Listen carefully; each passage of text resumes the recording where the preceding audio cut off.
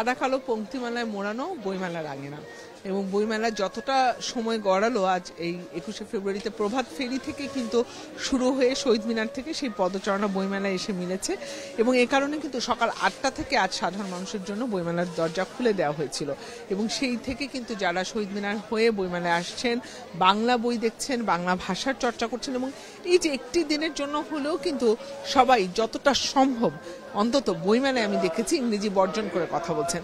এমন একটি প্রাঙ্গণ, এমন সেই প্রাঙ্গণ থেকে আপনাদের সবাইকে স্বাগত জানাচ্ছি। আমি জিনিয়া কবি সূচনা এবং আমি যে কথাটি শুরুতেই বলছিলাম যে এটি ভাষার মাস এবং এই ভাষার সাথে এই বইমেলা দারুণভাবে একদমই অঙ্গাঙ্গিভাবে জড়িয়ে আছে এবং এই বইমেলা বাংলা ভাষা বাংলা সাহিত্যের সাথে জড়িয়ে আছে আমাদের যে ভাষা আন্দোলন সেটি। এ কারণেই কিন্তু একমাত্র বাংলাদেশি বাংলা ভাষার জন্য রক্ত দিয়েছে, বাংলা ভাষার জন্য শহীদ হয়েছে, বাংলা ভাষার জন্য প্রাণ দিয়েছে একমাত্র বাংলাদেশিরাই। এবং এই যে বিষয়টা আমি বলছিলাম যে তার ধারাবাহিকতায় বইমেলা পৃথিবীর কোথাও কোনো দেশে কিন্তু এরকম বাংলাদেশের মতো 1 মাস ব্যাপী বইমেলা হয় না। এমন একটি প্রাঙ্গণ এই বইমেলা এবং সেখানে প্রতিটি গল্প আমরা আপনাদেরকে বলতে চাই, যতটুকু সম্ভব আমরা চেষ্টা করি। সেই বইমেলা প্রাঙ্গণে পাঠক সমাবেশ পাঠকের গল্পে আমি আজকে আপনাদের সাথে যুক্ত আছি এবং প্রতিদিনই আমরা যুক্ত হই, নানা গল্প বলি, নতুন বইয়ের গল্প বলি এবং এই সময়টা যদি আমার সাথে যিনি ক্যামেরা আছেন তিনি যদি একটু দেখান, পাঠক সমাবেশে উপচে পড়া ভিড়, মানে এত পাঠক এসেছে আজকে এবং সবার সাথে শিশু আছে, পরিবার আছে এবং আজ কিন্তু 21শে ফেব্রুয়ারি কেন্দ্র করে অনেক নতুন বই এসেছে, পাঠক সমাবেশেও নতুন বই এসেছে। বইটি নিয়ে আমরা কথা বলবো কিছুক্ষণ পরে। তবে আমি যদি একটু এই মুহূর্তে পাঠক সমাবেশ প্যাভিলিয়নটা, আমাদের সাথে মারুফ আছেন, সে যদি একটু ঘুরে দেখায় মারুফ ভাই। পুরো পাঠক সমাবেশ কিন্তু একটি প্যাভিলিয়ন এবং এই প্যাভিলিয়নে আপনি দেখতেই পাচ্ছেন কি পরিমাণ ভিড় এবং পাঠক সমাবেশের যারা, আমি এদেরকে বিক্রয় কর্মী না, আমি এদেরকে বই বন্ধু ভাবি, এরাই যে ভালোবেসে এবং প্রতিটা বই সম্পর্কে কিন্তু পাঠক সমাবেশের যারা বই বন্ধু আছেন, যারা বিক্রয় কর্মী আছেন, তাদের কিন্তু প্রতিটি বই সম্পর্কে তাদের ধারণা আছে এবং তারা কিন্তু পাঠক যখন কিছুক্ষণ এই প্যাভিলিয়নে দাঁড়িয়ে থাকে, বই নেড়ে চেড়ে দেখে, তখন তার রুচি বা বিষয় সম্পর্কে তাদের একটা ধারণা হয় এবং তারা তার রুচি এবং পছন্দ অনুযায়ী আরও কিছু বই তাদের হাতে তুলে দেয়। এই যে দারুণ একটি পরিবেশ কিন্তু পাঠক সমাবেশে রয়েছে এবং আজকে তো আসলে একদমই দাঁড়ানোর মানে তিল ধারণের ঠাঁই নেই পাঠক সমাবেশে। এবং আমি যেটি বলি যে পাঠক সমাবেশ আসলে বই ছাপে না, তারা বিষয় ছাপে, নানা বিষয় কিন্তু জন্য নানা ধরনের পাঠকের আগ্রহ থাকে এবং এখানে সব ধরনের পাঠক এলে কিন্তু সব কিছু পাবেন। এখানে যেমন উপন্যাস সমগ্র আছে, তেমনি রবীন্দ্রনাথ সমগ্র আছে শহীদুল্লাহ জহির সমগ্র, আরজালি মাতবর সমগ্র, বিজ্ঞান এবং দর্শনের বই আছে।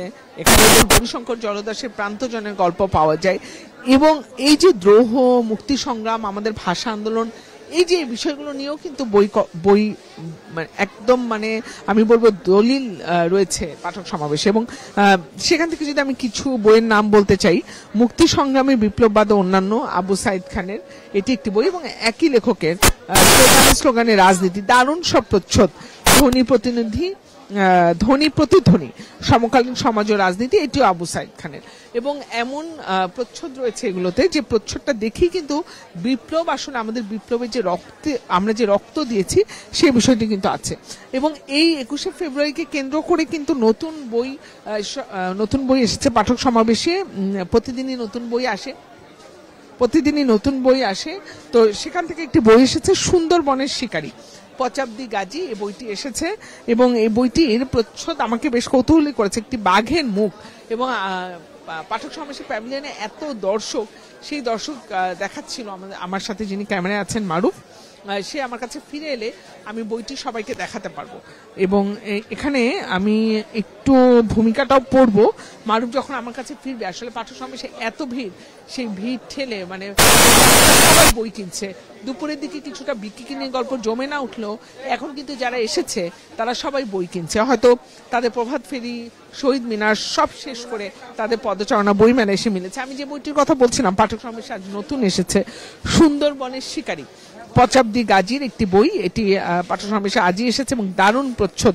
আমি যদি একটু বলি যে ধরতে পারছি এবং চোখ এবং মানে বইটির আমি বলবো যে এত সুন্দর কাভার এবং প্রচ্ছদটা একদম হাতে নেড়ে চেড়ে দেখতে পাচ্ছি। এবং এই বইটি নিয়ে আমি একটু বলতে চাই,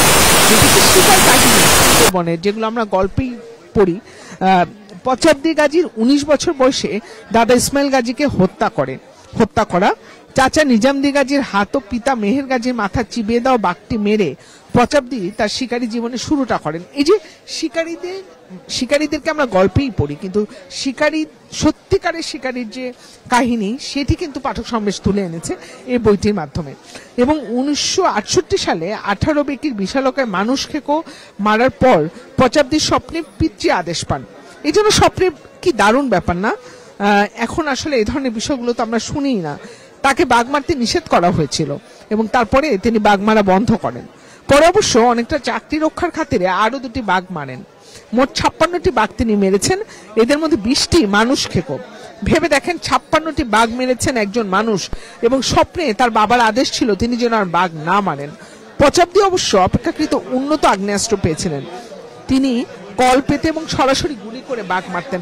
ভাবা যায়, আমার তো মানে এখনই গায়ে শিহরণ জাগছে। কি দারুণ এই বইটি। এবং পচাবদি গাজীর একটি ছবি আছে এখানে, আমরা যদি একটু দেখি, একদম মানে মানুষ খেকো 56টা বাঘ তিনি মেরেছিলেন, কি অদ্ভুত। এবং আমরা যদি একটু তার ছবি দেখি, তার ছবি কিন্তু একেবারেই একটা সাধারণ মানুষ, এবং তাকে যে খুব বলবান মনে হচ্ছে তাও কিন্তু না, এবং একটা সাধারণ, আমি শীর্ণকায় বলবো না, এমন একটি মানুষ। এবং এটা বইটার ফ্লাপেতে সুন্দর করে লেখা আছে, এবং এখানেও আমি বলবো এই বইটার পরিবেশনা এত সুন্দর। দুর্ধর্ষ কিনু গাজী 97টি বাঘ মেরেছিল বলে শোনা যায়। কিনু গাজী ও তার ভাই ইসমাইল গাজী বাঘের হাতে মারা পড়েন। কল্পেতে বাঘ মারায় সুন্দরবনের শ্রেষ্ঠ শিকারী মনে করা হয় কিনু গাজীর পুত্র মেহের গাজীকে। মেহেরের ডাকনাম পুটিয়া বা স্থানীয় উচ্চারণে পুইটে। কিন্তু গাজীর 8 পুত্রের মধ্যে মেহে নিজামদি, আতাবদি, মাদার বাঘ মারার সঙ্গে যুক্ত ছিলেন। মেহের গাজী 2বার বাঘের হাতে ঘায়েল হন। দ্বিতীয়বার তার শরীরে বাঘের আঁচড় কামড়ে গ্যাংগ্রিন হলে মেহের তাতেই মৃত্যুবরণ করেন। আচ্ছা, মানে দ্বিতীয়বার মেহের গাজীর শরীরে বাঘের আঁচড় এবং কামড় লেগে গ্যাংগ্রিন হয়ে গিয়েছিল। মেহের গাজীর সুযোগ্য পুত্র আব্দুল হামিদ গাজী, এবং এটি সেই পচাবদি গাজী যার ছবিটি আমরা দেখতে পাচ্ছি। পচাবদি গাজীর মা ক্ষান্ত বিবির পরপর কয়েকটি শিশু মারা যায় আতুরে। পচাবদির জন্মালে যাতে আজরাইলের অরুচি হয়, তাই তার নাম রাখা হয় পচা। পচা নাম থেকে পচাবদি গাজী। স্থানীয় স্কুলে পচাবদি 5ম শ্রেণী পর্যন্ত পড়ে ইস্তফা দেন। মৌয়ের মৌসুমে মৌ কাটতে বাদায় যেতেন, আবার কখনো বাবার সঙ্গে বাঘ শিকারে। এই যে বিষয়গুলো না, গ্রাম বাংলার বা এত পুরনো বিষয়, যে এই যে আজরাইল এতগুলো শিশুকে তার কেড়ে নিয়েছে, এই কারণে তিনি তার একদম মানে আতুরের যে সন্তানটি তার নাম তিনি রেখেছেন পচা, অর্থাৎ আজরাইলের যেন অরুচি হয়। এই যে এই ধরনের মিথ কিন্তু একমাত্র এই যে পাঠক সমাবেশই এখন তুলে নিয়ে এসেছে, এবং প্রজন্ম থেকে প্রজন্ম কিন্তু এগুলো জানবে এইসব বই পড়ার মধ্য দিয়ে। এবং এই কারণে কিন্তু পাঠক সমাবেশকে কৃতজ্ঞতা এবং ধন্যবাদ জানাতেই হয়। আমাদের শহীদুল ইসলাম বিজু আছেন পাঠক সমাবেশের প্রকাশক, আমি সবসময় এটি বলি যে এটি মানে সে কিন্তু একেবারেই প্রশংসার দাবি রাখে। বাংলা সাহিত্যের এই বিষয়গুলো, যেমন আমি জানতাম না যে এরকম করে এই যে ফাড়া কাটানো কিংবা আজরাইলের যেন অরুচি হয়, সেক্ষেত্রে এই যে পচাবদি গাজী রাখা এবং পচা নামটা দেয়া, যাতে আজরাইল তাকে পছন্দ করে ভালোবেসে নিয়ে না যেতে পারেন। আবার এই যে 97টা বাঘ মারা, সুন্দরবনে আমরা বাঘ শুনি, কিন্তু এই বাঘ সত্যিকারের মানুষ খেকো বাঘ, এবং 97টি বাঘ স্বপ্নে বাবার আদেশ, সব মিলিয়ে আমার মনে হয় এটা একটি দারুণ বই। আমার আরেকটু কৌতূহল হচ্ছে, এবং এটা অনুলেখন করেছেন হুমায়ুন খান পচাবদি গাজীর, এবং এটার উৎসর্গপত্রটিও দারুণ, এবং সুন্দরবনের মানচিত্রে সুন্দরবনের জায়গাটিও এটিতে দেয়া আছে, এবং প্রত্যেকটি জায়গায় স্বপ্ন আশা ও নেপথ্যের কথা। এটা জিম করবেটের কথা এখানে বলা আছে। জিম করবেটের কথা ছোটবেলায় শুনেছি, আমরাও পড়েছি অনেকবার। মানে আমি বলবো যে এই বইটি একটা অনন্য সৃষ্টি হয়ে থাকবে পাঠক সমাবেশের। সুন্দরবনের শিকারী পচাবদি গাজী, এবং সত্যিকারের শিকারী আসলে কিরকম হতো সেই গল্পে বা সিনেমায় দেখা না, সেটি কিন্তু আমরা দেখতে পাচ্ছি। এবং আমি আরেকটি বই নিয়ে পাঠক সমাবেশের কথা বলতে চাই। আজ যেহেতু আমাদের আন্তর্জাতিক মাতৃভাষা দিবস, আমাদের একই সাথে শোক, আমরা এই মানুষগুলোকে হারিয়েছি, তার বিনিময়ে আমরা একটি দিবস পেয়েছি। সারা বিশ্ব আজ আন্তর্জাতিক মাতৃভাষা দিবস হিসেবে পালন করছে, এবং এই যে বাংলাদেশের সবাই আজকে সাদা কালো পংক্তিমালায় জড়িয়ে আছে, এবং বইমেলায় তো এই চিত্র প্রকট। যদি আমরা বলছি গেল বছরগুলোর তুলনায় কিছুটা কম সেই পংক্তিমালায় জড়িয়ে আসা, তবে যতটুকু আছে ততটুকুই বা কম কি, আমরা তো আশার আলো রাখবো, আমরা প্রত্যাশা দেখব। এবং এই যে সাদা কালো পংক্তিমালা এবং শিশুদেরকে নিয়ে আসা, শিশুদেরকে এই ভাষা আন্দোলনের ইতিহাস ছড়িয়ে দেওয়া, বলা, জীবন থেকে নেওয়া ছবির গল্প বলা, সেই পটভূমিটা রয়েছে। গণমাধ্যম সেক্ষেত্রে অন্যতম ভূমিকা রাখছে, এমন দারুণ সব ব্যাপার কিন্তু রয়েছে। এবং আমি যেটি বলি যে পাঠক সমাবেশও কিন্তু এরকম বই করেই যাচ্ছে। যেমন আমার হাতে আরেকটি বই আছে আবু সাইদ খানের মুক্তি সংগ্রামে বিপ্লববাদ ও অন্যান্য। এটি একটি ইতিহাস নির্ভর এবং তথ্যাশ্রয়ী ও বিশ্লেষণী গ্রন্থ। এটি সংক্ষিপ্ত হলেও এতে সুলতানি আমল, ঔপনিবেশিক ও ঔপনিবেশোত্তর কাল, দেশভাগ, প্রাক স্বাধীনতা কালের ধরাক্রমিক অভ্যুত্থান,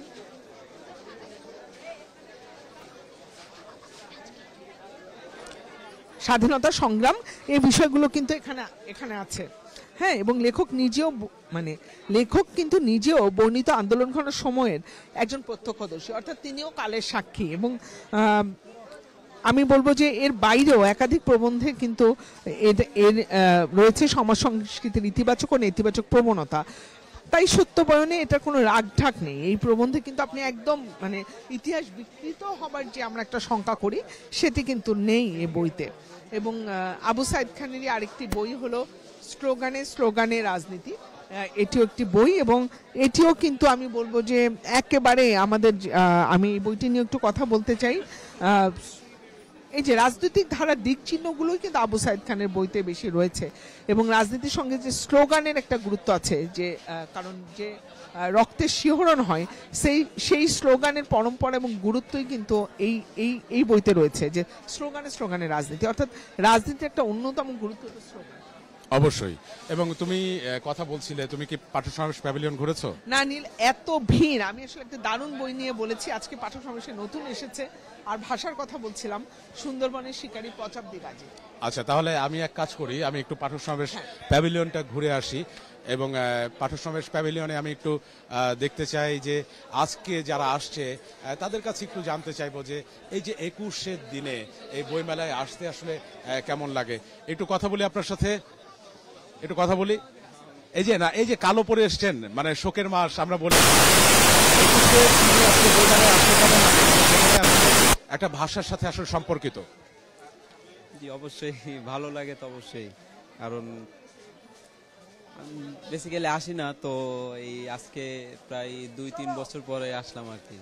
অনেকদিন পর। জি জি। কেমন লাগছে এসে? জি অনেক ভালো লাগছে, বন্ধুদের সাথে আসছি এই আর কি। 52 সালে যে ভাষা আন্দোলনটা হয়েছিল তার কথা মনে করায় দেয়। আসলে আমরা নতুন ভাবে যে আমাদের ভাষাকে আরো আনন্দ করে আমরা বলতে পারতেছি, এটা আবার মনে করায় দেয় আমাদেরকে। ধন্যবাদ। ভাষার প্রতি আমাদের ভালোবাসা থাকুক, আমরা সেটাই চাই। এবং আমরা এই পাঠক সমাবেশ প্যাভিলিয়নের ভিতরে যেটা দেখতে পাচ্ছি, প্রচন্ড রকম ভিড়। এবং শুধু পাঠক সমাবেশ প্যাভিলিয়নের ভিতরে না, পাঠক সমাবেশ প্যাভিলিয়নের বাইরেও আসলে প্রচন্ড রকম ভিড়। এবং সেই ভিড়ের মাঝেই কিন্তু আমরা আসলে এই ভাষার কথা বলছি, ভাষার গল্প করছি। এবং এই যে আজকে 21, আজকে মনে হচ্ছে যে পুরো মেলা জুড়ে 21-এর পংক্তিমালা নিয়ে মানুষ ঘুরে বেড়াচ্ছে এবং মানুষ আসলে নিজেকে তাদের ভাষার মধ্যে হারিয়ে ফেলছে। এবং এই মুহূর্তে আমি দেখতে পাচ্ছি যে এখানে যারা আসলে কাজ করে তারাও কিন্তু বই পড়ে। আমি একজনকে দেখছিলাম যে পাঠককে সামলানোর পাশাপাশি সেও কিন্তু হাতে একটি বই নিয়ে অনেকক্ষণ ধরে ঘুরছে, আমার হারানো আমি। এই যে বইটি নিয়ে কেন ঘোরা হচ্ছে? এই বইটি কি মাঝে মাঝে পড়া হচ্ছে? জি হ্যাঁ, মাঝে মাঝে পড়া হচ্ছে। বইটি আমাদের প্রত্যেকের দৈনন্দিন জীবনে খুবই দরকার। বইটির বিষয়বস্তুটা এরকম যে সবার সাথে আমরা এই ব্যাপারে সংকোচ, ভালোভাবে কথা বলতে পারি না, আমরা সংকোচ বোধ করি। এই বইটার হচ্ছে আপনার আত্মবিশ্বাস, ব্যক্তিত্ব নিয়ে আত্মশক্তি কিভাবে গড়ে তুলবো সেই বিষয়ে এই বইটি লেখা, হুরজানা শিখা ম্যামের লেখা। তিনি খুবই সুন্দরভাবে মনোবিজ্ঞানকে আমাদের কাছে তুলে ধরেছেন বইয়ের মাধ্যমে। দারুণ, মাঝে মাঝে আসলে পড়া হোক। এবং এখানে আমি আরো একজনকে দেখতে পাচ্ছি, এই যে বইমেলায় এসেছে। বইমেলায় আজকে তো অনেক ভিড়। এই যে বইমেলায় যখন আসলেন, এত ভিড় দেখে কি মন খারাপ হয়েছে, নাকি বইমেলার ভিড়টা একটা আনন্দ দিয়েছে আপনাকে? জি অবশ্যই অবশ্যই অবশ্যই আনন্দ দিয়েছে। হ্যাঁ, আজকে তো 21 তারিখ, ভাষার মাস। এই দিনে তো অনেকে আসলে ভাষার জন্য প্রাণ দিয়েছে এবং বলা হয় যে বাংলাদেশই একমাত্র দেশ যারা ভাষার জন্য প্রাণ দিয়েছে। সেই বাংলা ভাষাকে আমরা আসলে কতটা রক্ষা করতে পারছি? আমরা তো ভাষার সাথে অন্য ভাষার মিশ্রণ দিয়েও কথা বলে ফেলি, কিন্তু বাংলা ভাষাকে আসলে হৃদয়ে কতটা গেঁথে রাখা দরকার? অবশ্যই অনেক নিবিড়ভাবে এটা গেঁথে রাখা দরকার। কারণ হইলো এই বাংলাদেশের এই বাংলা ভাষা কিন্তু পৃথিবীতে অনেক দেশে এই বাংলা ভাষাভাষীর মানে এই ভাষাটা ব্যবহার হচ্ছে এবং এই ভাষার অনেক মূল্যায়ন হচ্ছে জাতিসংঘে বা আমেরিকা বিভিন্ন দেশে এটা নিয়ে অনেক মূল্যায়ন হচ্ছে, যার কারণে আমরা এটাকে অনেক শ্রদ্ধা করার দরকার। আচ্ছা, আবার দেখা যায় যে আমরা শুদ্ধ ভাষায় কথা বলি, কিন্তু আমাদের তো একটা আঞ্চলিক ভাষাও আছে। তো এই শুদ্ধ ভাষায় কথা বলতে যে আমরা কি আমাদের আঞ্চলিক ভাষাকে হারিয়ে ফেলছি? অবশ্যই না। পৃথিবীতে সব ভাষায়, যেমন আমি সৌদি আরব ছিলাম, আমি দেখছি লোগাতুল আরবিয়া, লোগাতুল ফুসা, লোগাতুল কোরআন। হ্যাঁ, তো এটা হইলো যে সব দেশেই আঞ্চলিক ভাষা আছে এবং শুদ্ধ ভাষা যেটা কোরআনের ভাষা। তো এইরকম আমাদের বাংলাদেশে সাধু ভাষা আছে, তারপরে আঞ্চলিক ভাষা আছে। সব আঞ্চলিক ভাষায় এক এক ভাষা এক এক রকম। তাই জন্য আমাদের বাংলা ভাষা কোনো সময় হারিয়ে যাবে না। বাংলা ভাষাকে মূল্যায়ন করা আমাদের প্রতিটি নাগরিকের দায়িত্ব এবং কর্তব্য। আচ্ছা, এবার জানতে চাই, বই পড়তে ভালোবাসেন? অবশ্যই অবশ্যই। কি ধরনের বই পড়েন? আমি হিস্টোরি আমের জানতে পৃথিবীর বিভিন্ন ইয়া সম্বন্ধে জানতে ইচ্ছা করে আর কি। ধন্যবাদ আপনাকে, অসংখ্য ধন্যবাদ। এবং আমরা এই সময় পাঠক সমাবেশে যে ভিড়টা দেখতে পাচ্ছি, এবং এই ভিড় ঠেলে আসলে সবাই কিন্তু এই মুহূর্তে কথা বলতে চায় না, কারণ পাঠক সমাবেশে যারা আসছে কিংবা বিভিন্ন প্যাভিলিয়নে যারা আসছে তারা কিন্তু আসলে বই দেখতে ব্যস্ত, এবং এই যে যারা আসে তারা কিন্তু বই কিনতেই আসে, একদম পাঠক আমরা যাদেরকে বলি। তবে আজকে কিন্তু শহীদ মিনার থেকে যে ঢলটা আসলে বইমেলার দিকে এসেছে, সেখানে কিন্তু পায়ে হেঁটে আসলে এই বইমেলার যে কোনো স্টলে যাওয়াটাও আসলে দুরূহ একটা ব্যাপার, কিন্তু তারপরও পাঠক কিন্তু সানন্দেই আসলে যাচ্ছেন। এবং আমরা এই ঘুরতে ঘুরতে কিন্তু একজন সাংবাদিককেও আসলে পেয়ে গেছি আমরা, আমাদেরই খুবই পরিচিত একজন, বাবু কামরুজ্জামান। এবং আমরা জানি যে বাবু কামরুজ্জামান হাটবাজার নিয়ে অনেক কাজ করেছেন আপনি। আমরাও চেয়েছিলাম যে হাটবাজার নিয়ে বই আসুক, কারণ বাংলাদেশ আমরা ভাষার মাসে দাঁড়িয়ে আছি, কিন্তু এই যে হাটবাজার মানে পুরনো যে গল্পগুলো, সেই গল্পগুলো টিভির দর্শক মোলাটা আসলে কবে আসবে? আমি আসলে ব্যক্তিগতভাবে খুবই অলস জীবন যাপন করি। আজকে যদি পাঠক হিসেবে স্বীকার করি যে আমি পাঠক হিসেবে বই পড়ি, কিন্তু আলসেমি থেকে আর লেখা হয়নি। তবে তাড়না বোধ করি, এখনো অনেক কথা যখন আড্ডা দিতে যাই, অনেক কথার চাপে কিন্তু আমরা চাপটা বোধ করি, ওই কথাগুলো বলে রিলিফ হই আড্ডা থেকে, বন্ধুদের থেকে। তো আমার যেটা হয়েছে যে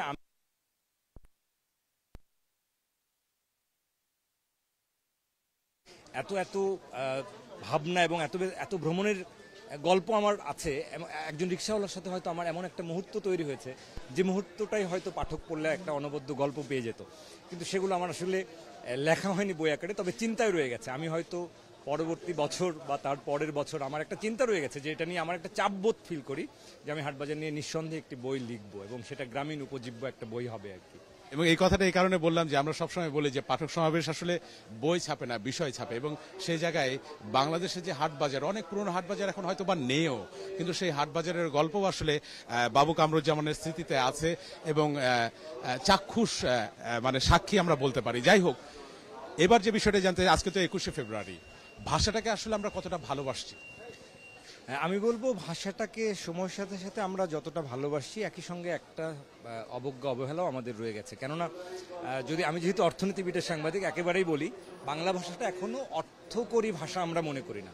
একটা শ্রেণী হয়তো মনেই করেন যে এই ভাষাটার ঠিক রপ্ত করলে আমার চাকরি জীবন, আমার ক্যারিয়ার, আমার ফিউচার হয়তো ততটা সাস্টেইনেবল হবে না, টেকসই হবে না, যতটা আমার আসলে ইংরেজি ভাষা দিয়ে হবে।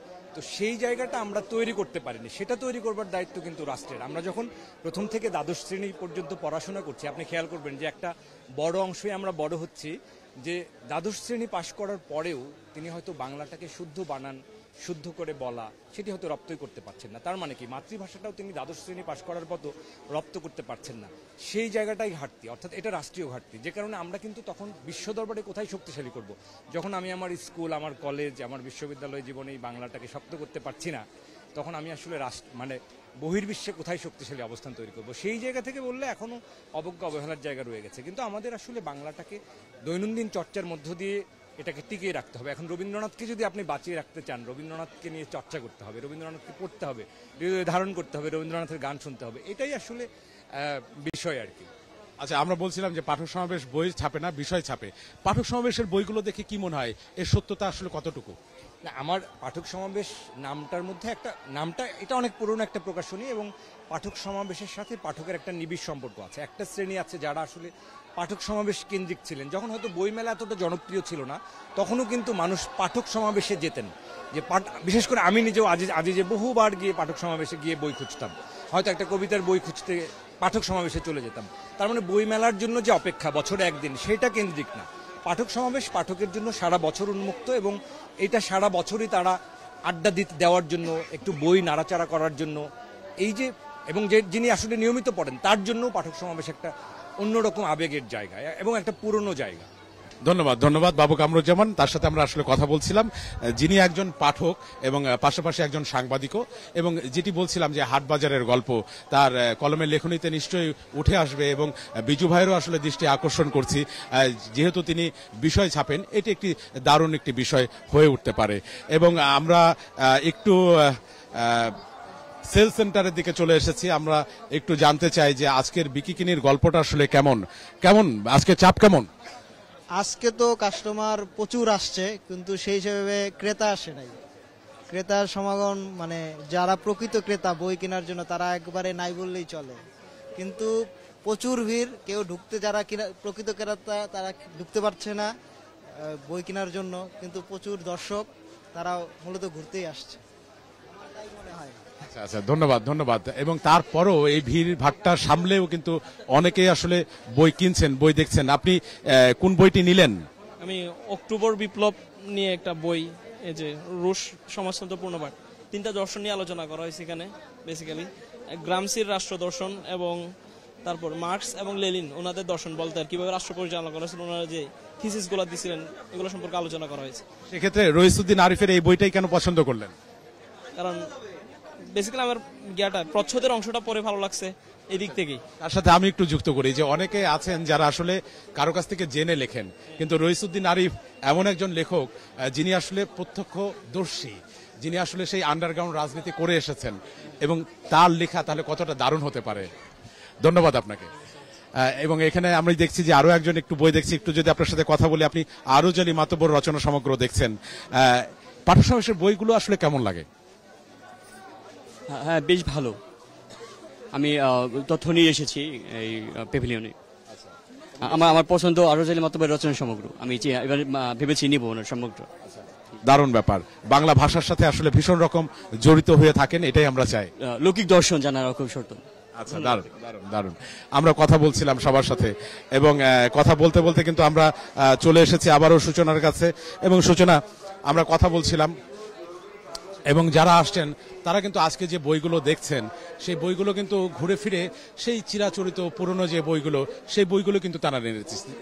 একজনকে দেখলাম আরজ আলী মাতব্বর দেখছে, একজন হচ্ছে রুশ বিপ্লব রইসুদ্দিন আরিফের বই কিনে নিয়ে গেল, এবং সে বলছে ফ্লাপ পড়েই আমার কাছে আসলে ভালো লেগেছে।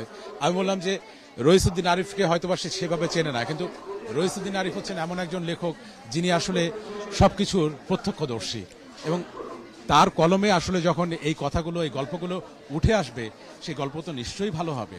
এবং নীল, তুমি যখন পুরনো বইয়ের কথা বলছিলে, আমি বারবার এই বইটির কথা কেন বলছি জানো? সুন্দরবনের শিকারী। তুমি কি জানো একটা মায়ের যখন 5-10টা বাচ্চা মারা যায়, তখন সে তার আতুরের যে ছোট ছেলে, তার নাম কি রাখতে পারে তুমি বলো তো? মানে যেন তাকে আজরাইল তুলে না নিয়ে যায়। প্রথম না, তবে পচা, পচা। যাতে আজরাইল সেই সন্তানের প্রতি আকর্ষিত না হয়, যাতে তাকে না নিয়ে যায়, এই জন্য তার নাম পচাব্দি গাজী। আচ্ছা। এবং তিনি, দেখো নীল, খুবই সাদাসিধে একটা মুখ, কিন্তু তিনি কিন্তু 97টি না, তিনি 97টি বাঘ মানেনি। তার মানে পচাব্দি গাজী তিনি মেরেছে। দুর্ধর্ষ কিনু গাজী হচ্ছে তার দাদা। আচ্ছা, এই বইটা নতুন এসেছে, এবং বইটির প্রচ্ছদও কিন্তু দারুণ। মনে হচ্ছে যে একদম বনের ভিতর থেকে একটি বাঘ কিন্তু শিকার ধরার জন্য তাকিয়ে আছে, হয়তো তোমাকে ধরার জন্য তাকিয়ে আছে। একদম নীল, এবং তুমি হাতে ধরতে পারবে। এবং আমরা বোধহয় আয়োজনের একদম শেষ দিকে চলে এসেছি, এবং এই যে চলে যাব, তবে যাবার আগে আমরা আসলে বাংলা ভাষাটাকে নিয়ে কিছু কথা বলতে চাই। আমরা জানি যে কেউ একজন বলে গিয়েছিলেন কিন্তু যে আগে চাই বাংলা ভাষার গোড়াপত্তন, এরপর ইংরেজি শিক্ষার আধিক্য। এবং বর্তমান যে প্রেক্ষাপট, সেই প্রেক্ষাপটে ইংরেজি ভাষাটা আসলে আমাদের ভীষণ রকম জরুরি একটি ভাষা, আমাদের কর্মক্ষেত্রের কথা যদি বলি বা যে কোনো ক্ষেত্রে। কিন্তু তার পাশাপাশি যে গোড়া, যে শেকড়, সে শেকড়ের ঘ্রাণও তো আসলে আমাদের হৃৎপিণ্ডে গেঁথে রাখা লাগবে। আমাদের সেই শেকড়টা হচ্ছে আমাদের ভাষা, যে ভাষার জন্য কিন্তু একমাত্র আমরাই প্রাণ দিয়েছি, রক্ত ঝরেছে রাজপথে। সালাম, বরকত, রফিক, জব্বারকে কিন্তু আমরা ভুলে যাইনি। প্রতিবার 21 আসলে তাদের কথা আমার মনে হয়, আমাদের মনে হয়। কিন্তু তাদের কথা শুধু মনে হয়ে কি আসলে লাভ আছে, নাকি না। তাদেরকে আত্মস্থ করতে হবে? আত্মস্থ করতে হবে এবং ছড়িয়ে দিতে হবে নীল। আমরা ইংরেজি জানবো না কেন, জানবো, আমাদের প্রয়োজনেই জানবো, তবে শুদ্ধ বাংলা চর্চা সেটি কিন্তু থাকতে হবে নীল। এবং সেখানে একটা অন্যতম ভূমিকা আমাদের গণমাধ্যমও দায় এড়িয়ে যেতে পারে না। গণমাধ্যম, এই যে আমরা যে প্রকাশনী, সাহিত্য, সংস্কৃতি, বাংলার শুদ্ধ চর্চা হতে হবে নীল। প্রজন্ম থেকে প্রজন্মে কিন্তু বাংলিশ অনেক ঢুকে যাচ্ছে, সেই উচ্চারণের জায়গা থেকে আমাদের ফিরে আসতে হবে। আমরা চেষ্টা করি, কারণ চেষ্টা আমাদেরকে করতে হবে। আমরা যদি বলে ফেলি যে না আজকে এই মুহূর্ত থেকে সেটা শুরু হয়ে গেল, হবে না। আমরা যদি বলি কালকের থেকে শুরু হয়ে গেল, সেটাও হবে না। আমরা চেষ্টা করি, চেষ্টা করতে করতেই হয়তো আজ না হলে কাল, কাল না হলে পরশু, হয়তো 1 মাস, হয়তো 1 বছর নিশ্চয়ই ঠিক হয়ে যাবে। বাংলাকে ভালোবাসি, বাংলাদেশকে ভালোবাসি, বাংলা ভাষাকে ভালোবাসি। সবাই ভালো থাকবেন।